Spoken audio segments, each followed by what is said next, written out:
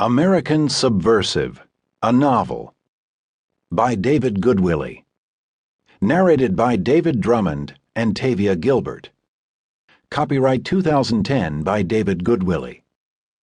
This unabridged audiobook is published by arrangement with Scribner, an imprint of Simon & Schuster Incorporated, and was produced in the year 2010 by Tantor Media Incorporated, which holds the copyright thereto. Let me say, at the risk of seeming ridiculous, that a true revolutionary is guided by great feelings of love. Che Guevara. Americans learn from catastrophe, and not from experience. Theodore Roosevelt. Introduction. I am in hiding, someplace cold, someplace they won't find me, or haven't yet. Weeks have passed, weeks spent watching weather through windows, flash storms, incessant rains, and now the first snow. It fell in the night, 6 inches or more, and with dawn came the groaning plows down in the valley, the digging out before the long settling in.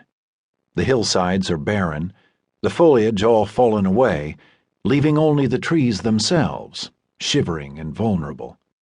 I can see most of the driveway through the bare branches, a half-mile of unpaved switchbacks winding through the fields before the final run-out to the county road, to civilization, if that's what you'd call it.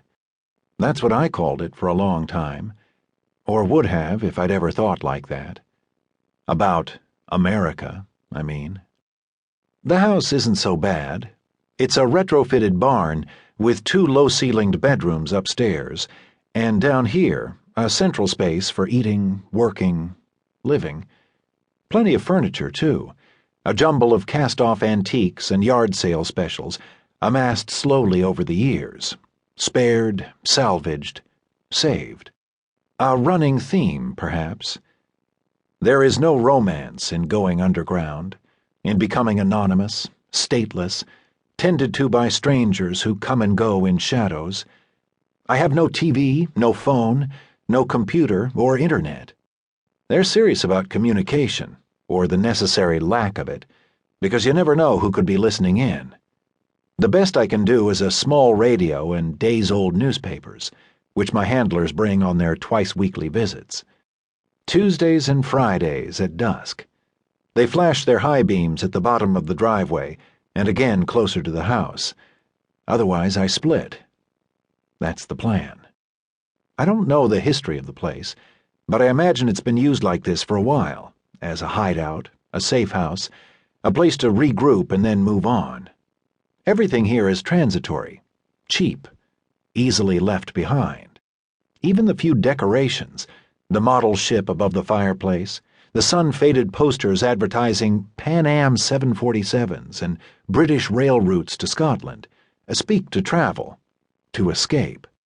But there's nowhere to go, not right now, and so I sit here at this time-worn desk, keyed up on coffee and cigarettes, searching for a voice, a way into the story. I want to remember what my life was like before. Sounds stupid, I realize. I lived it, so how hard can it be to put into words? Well, I've tried.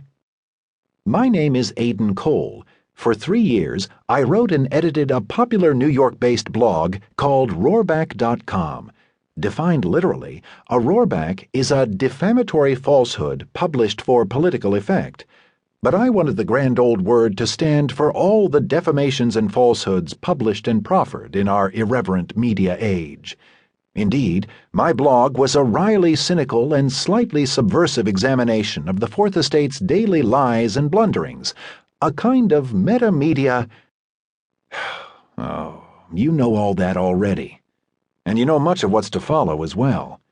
The public facts are all too familiar, but the truth, the truth has remained elusive. Even now, it's hard to accept, to really comprehend what has happened. Maybe putting it down on paper will help.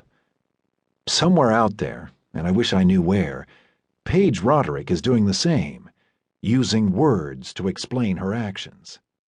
Our actions.